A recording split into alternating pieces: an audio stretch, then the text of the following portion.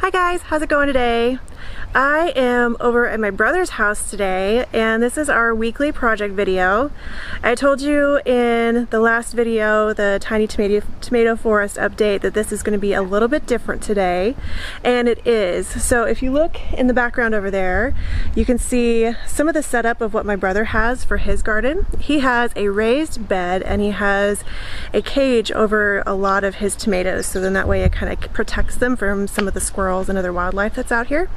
So what we're going to do today is we're actually going to do a sweet corn challenge, and it's going to be really exciting. We're going to plant some sweet corn in his raised bed, which is this one right here, and then I'm going to plant some sweet corn in a container, and we're going to see how they grow over the course of the summer. So today is June 16th, and we are planting an heirloom variety from Baker Creek called Buell Sweet, and this is a 75-day maturity corn.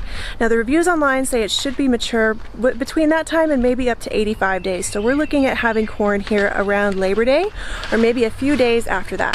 So we're going to go ahead and plant these and get them in the ground, and then I'll tell you a little bit more about how to plant and care for sweet corn from seed to harvest. Alright, so we've got this whole ground tilled up already. We've gone through, we've weeded it, we've made sure that we've gotten all the grass out, and Brandon has, this is my brother Brandon, he has a raised bed soil in this already, and it's looking pretty good. Like, it's in pretty good consistency, it's clumping together really nice. We got some rain last night, so it's really good. You don't want it to be too wet, but you also don't want it to be too dry because you want these seeds to take off here pretty quickly. So what we're going to do is we're going to dab these in there about 4 inches apart, and you want to put them about 1 inch deep. So I go to about my second knuckle on my index finger, and then about 4 inches apart, so about as wide as the top of my hand. So he's going to take a row, I'm going to take a row. We're going to do 3 rows in this particular bed, because one of the things that you want to keep in mind is that corn pollinates by wind, and so it has to be close enough together to where that way and pollen can go back and forth together and they can kind of touch each other. But you don't want it to be so close that it's going to actually rot out. So we're going to plant enough to meet that quota, and then here when they start to come up, Brandon's going to come back in and filter out every other one to make sure that he has about 2 or 3 per square foot. We're going to use kind of a square foot gardening method, kind of a hybrid for this particular setup, since it's not that big. And what was the measurements on this bed? This is 10 feet by 4 feet. Yeah, 10 feet by 4 feet for this particular bed. So we should be able to get a good amount of sweet corn in this particular bed. So it doesn't make that much of a difference how this goes in here, but normally what you do is you'd make sure you kind of put them end down if you can. But it's not going to make that big of a difference one way or the other.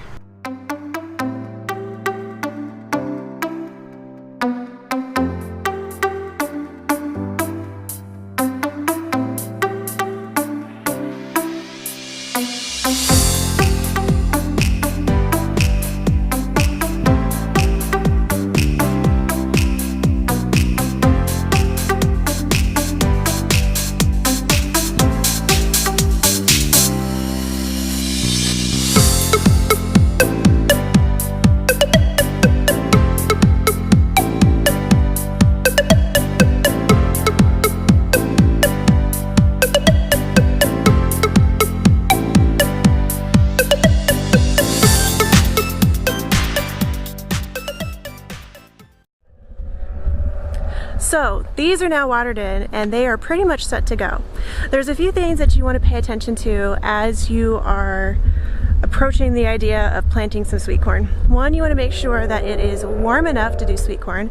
You want to make sure that the outside temperature overnight and the soil temperature are about 60 degrees consistently, because this is definitely a warm weather crop. The other thing that you want to make sure that you do is keep an eye out for any sort of pests or problems with that. So in Brandon's case, he's really lucky that he doesn't have a whole lot of digging animals, so he doesn't run into like moles or voles or anything like that. If you have something like that, then you can by all means take some chicken wire and put it underneath of where you're going to plant your sweet corn. So that way those things have a little bit harder time to get up and kind of dig those out. We don't have that problem in this particular bed, so we didn't take that step, but you can if you want to. I am actually going to put some chicken wire over the top of my container that I'm planting, because I do get squirrels that come by and they will dig them up. So that's another thing to keep in mind, that it's a really flexible and versatile tool to have chicken wire around. So the other thing that you want to keep in mind is that when they get to about 2 feet tall is when you want to go ahead and give them some additional fertilizer. So you don't want to give them too much right now, because seedlings are kind of sensitive. But once they get up to about 2 feet tall, then you can come out with some water soluble fertilizer or some slow release fertilizer and kind of scratch it into the soil around the stalks. And then continue to fertilize about every week on a consistent schedule, and then you'll be good to go. If you don't want to do that step on a regular basis, I would consider going with the long release fertilizer instead, and just a standard plant food or vegetable food will work just fine. The next thing is with harvesting. You're going to see tassels start to form here in about 5 weeks. So they're going to get a little bit bigger by the time they get to about 4 or 5 feet tall. Depending on your variety, then you're going to start to see tassels. And at the point that you see tassels, then that's when you can start counting for harvest. It takes about 3 weeks from the time that tassels start to form to when you're actually going to have corn. So when you're looking to check to see if corn is ready, what you'll want to do is you will take your corn kernel, and after you've kind of peeled the silk back and the husks and all that, and then you'll kind of squeeze them and see if they pop. And once they pop, if they have a really kind of that nice creamy corn filling that you're used to seeing and kind of like cream corn, then they're ready to go and they're ready to harvest, and you can go ahead and eat them. So what we're going to do is we're going to plant up my container. I'm going to give you guys kind of a quick fast forward view of planting up this container, and then Brandon and I are going to have a challenge and see whose grows better. So stay put, and we're going to plant a container. Alright guys, so this is my pot, my container, and this is a 24-inch container. One of the things to keep in mind if you're planting sweet corn in a container is that I believe that it can be done. I've not done this, so this is an experiment. The one thing about sweet corn is it does not have a taproot like a lot of other vegetables, or is a really kind of deep beefy root, kind of like your carrot or something like that. So in theory this should work just fine. So what we're going to do is we're going to do the exact same thing that we did over in the raised bed, only we're going to do it here on the deck in the container, and then this is going to go home with me, and it is going to be out on my back patio. Some of the things that are going on with this one, this has already got fertilizer in it, it's already ready to go. There's nothing I really need to do with it other than to plant my seeds. We're going to do the same kind of adjusted square foot gardening method that we did over in Brandon's bed. So we're looking for about 2 to 3 stalks in the end to come up per square foot. So since this is 24 inches wide, I am looking for about 4 to 6 ear stalks in the end. So with 2 ears per stalk, according to the variety of this, I should end up with a pretty good amount of sweet corn for a single person. This is Jack. Come here, little guy. This is my sister-in-law's Yorkie Terrier. He's really cute. He's out here running around, so I wanted to introduce you to him so that way you know who he was while he was out here. So I'm going to plant these the same way, just 1 inch deep, about every 4 inches.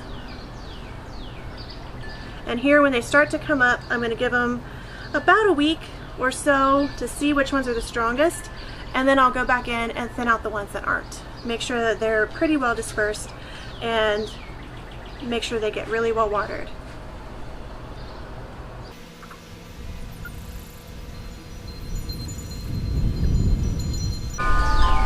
Now I'm going to put the chicken wire over the top of this when I get home, so it's easier to take home. And some of you might be wondering why I am not double seeding these holes like you would sometimes at home when you are seed starting inside. And the reason for that is because I am pretty confident that these seeds are going to be pretty viable. I just bought them this year and they're really fresh. They're not set to expire until the end of this year, so they should be okay. The other thing is if they don't all come up, that's not going to be a bad thing for me. It just means that I have less that I need to weed through and actually thin out at the end when I'm getting ready to put this out and determine which ones are going to stay. So that's all I have for you today, guys. If you have not subscribed yet, please make sure that you go ahead and hit that red button and be sure to turn on notifications if you are subscribed, so that way you can see the updates on this project. And drop me a comment. Let me know which one you think is going to actually win. Do you think it's going to be raised bed, or do you think it's container that will do better? Let us know. Neither one of us have done this before, so I think it's going to be fun. Have a good day, guys. Bye.